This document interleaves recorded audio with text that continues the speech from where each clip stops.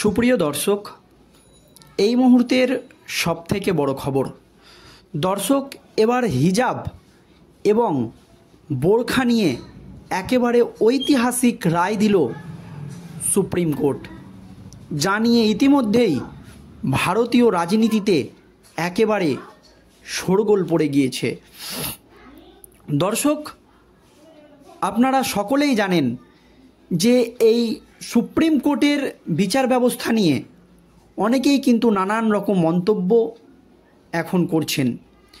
আমাদের রাজ্যর দিক দিয়ে যদি দেখেন, তাহলে পশ্চিমবঙ্গের ক্ষেত্রে একাধিক দুর্নীতি ইস্যুতে রাজ্য সরকারের বিরুদ্ধে একেবারে কঠোর অবস্থান নিয়েছেন কলকাতা হাইকোর্টের বিচারপতিরা।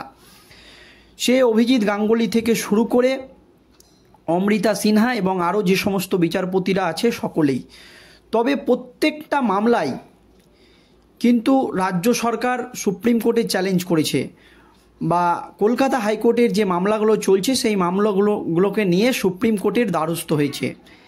সে ডিএ মামলা থেকে শুরু করে শিক্ষক নিয়োগ দুর্নীতিকাণ্ডে 26,000 শিক্ষক শিক্ষিকার চাকরি বাতিল।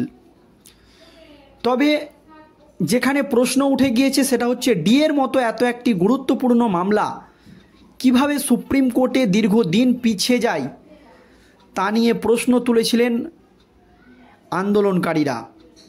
আপনারা জানেন দীর্ঘদিন একেবারে অনেক দিন পর কিন্তু এই ডিএ মামলার শুনানি উঠছে, যা নিয়ে সুপ্রিম কোর্টের প্রধান বিচারপতি DY চন্দ্রচূড়ের ভূমিকা নিয়েও প্রশ্ন উঠেছে। এবং কলকাতা হাইকোর্ট একটি কিছুদিন আগে রায় দিয়েছিল লোকসভা নির্বাচন চলাকালীন এই রাজ্যের 25 থেকে 26,000 শিক্ষক শিক্ষিকার চাকরি বাতিল হয়ে যায়। সেই মামলাতেও রাজ্য সরকার বা মুখ্যমন্ত্রী মমতা বন্দ্যোপাধ্যায় বিভিন্ন রাজনৈতিক সভামঞ্চ থেকে কলকাতা হাইকোর্টের বিচারপতিদের বেনজির ভাষায় আক্রমণ করে সুপ্রিম কোর্টের দ্বারস্থ হয়। এবং সেই মামলাতেও কলকাতা হাইকোর্টের যে রায় তাতে স্থগিতাদেশ দিয়ে দেয় সুপ্রিম কোর্টের প্রধান বিচারপতির নেতৃত্বাধীন ডিভিশন বেঞ্চ। এবং লোকসভা নির্বাচন চলাকালীন প্রচুর স্বস্তি পায় রাজ্যের শাসক দল তৃণমূল কংগ্রেস, এবং বিভিন্ন সভামঞ্চ থেকে সুপ্রিম কোর্টের এমনকি প্রধান বিচারপতি DY চন্দ্রচূড়ের তিনি প্রশংসাও করেছেন। একথা আপনারা সকলেই জানেন। এরপরই হিজাব এবং বোরখা নিয়ে একেবারে ঐতিহাসিক রায় দিল সুপ্রিম কোর্ট, যা নিয়ে নতুন করে শোরগোল শুরু হয়ে গিয়েছে। কী রায় দেখুন দর্শক। মুম্বাইয়ের কলেজে হিজাব, বোরখা এবং নকাব এবং টুপি পরে ঢোকা যাবে না বলে জারি হওয়া সার্কুলারে অন্তর্বর্তী স্থগিতাদেশ দিয়ে দিল সুপ্রিম কোর্ট। মুম্বাই কলেজ একটি রুল জারি করেছিল যে হিজাব, বোরখা এবং নকাব এছাড়াও টুপি পরে ঢোকা যাবে না, এরকম একটি সার্কুলার জারি করেছিল। আর তার উপরে একেবারে স্থগিতাদেশ দিয়ে দিল সুপ্রিম কোর্ট। তারপরই বিচারপতির একেবারে কঠোর পর্যবেক্ষণ। দেখুন দর্শক, জামা কাপড় নিয়ে পড়ুয়াদের স্বাধীনতা থাকা দরকার বলে মন্তব্য করল দেশের শীর্ষ আদালত। পড়ুয়াদের ধর্মীয় পরিচয় এর আড়ালে রাখা উদ্দেশ্য হলে তিলক বা টিপ পরার ওপর কেন নিষেধাজ্ঞা জারি হলো না, পাল্টা প্রশ্ন তোলা হয় সুপ্রিম কোর্টে।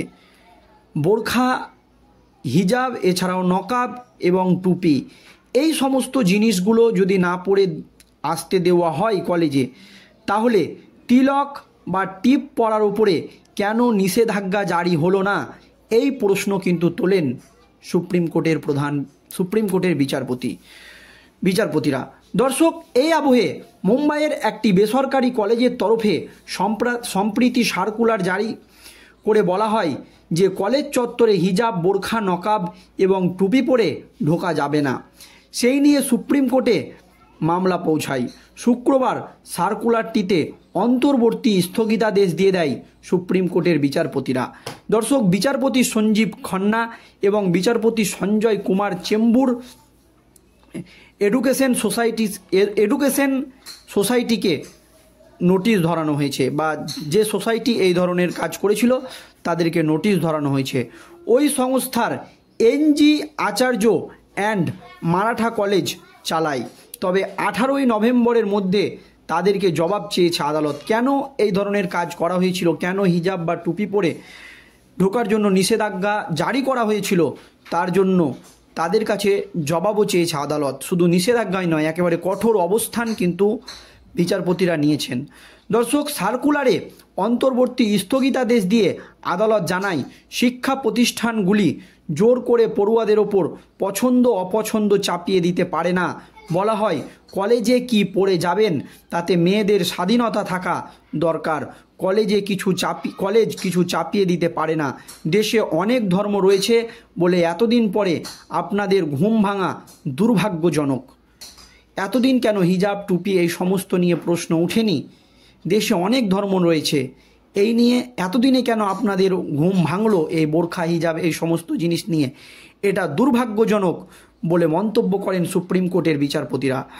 দর্শক, ওই কলেজের সার্কুলারের বিরুদ্ধে আদালতে গিয়েছিল মুসলিম পড়ুয়ারা। বম্বে হাইকোর্টের রায়কে চ্যালেঞ্জ জানিয়ে তারা সেই নিয়ে শুনানি করতে গিয়ে শিক্ষা প্রতিষ্ঠানের আইনজীবী মাধবী দিওয়ানের উদ্দেশ্যে আদালত প্রশ্ন করে, পড়ুয়াদের নামে কি তাদের ধর্ম পরিচয় প্রকাশ পাবে না? তবে ক্লাসরুমের মধ্যে বোরখা পরা এবং ক্যাম্পাসের মধ্যে ধর্মচারণ চলবে না বলে জানিয়ে দেয় আদালত। তবে ক্লাসরুমের মধ্যে একেবারে বোরখা পরে থাকা এবং ক্যাম্পাসের মধ্যে ধর্মচরণ চলবে না, এ কথাও জানিয়েছে আদালত। দর্শক, এছাড়াও আদালত জানিয়েছে অন্তর্বর্তী স্থগিতাদেশের অপব্যবহার করতে পারবে না কোনো পক্ষই। এই নিয়ে অন্তর্বর্তী স্থগিতাদেশ যে দিয়েছে সুপ্রিম কোর্ট, তার কোনো অপব্যবহার করতে পারবে না কোনো পক্ষই। কোনো সমস্যা হলে আদালতকে জানানো হবে। শুনানি চলাকালীন আবেদনকারীদের আইনজীবী কপিল গঞ্জালেস জানান, প্রায় 400 মেয়ে রোজ হিজাব পরেই কলেজে যান। সার্কুলার জারির পর থেকে ক্লাস করতে পারছেন না তারা।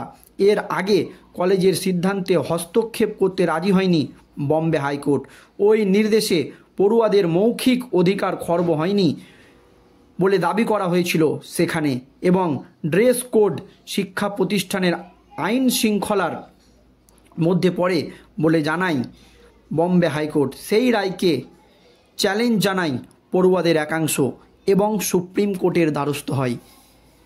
এই মামলায় এই যারা হিজাব পরে যান বা মুসলিম কমিউনিটি যারা মামলা করেছিল সুপ্রিম কোর্টের দ্বারস্থ হয়েছিল, তাদেরই কিন্তু জয় হয়েছে।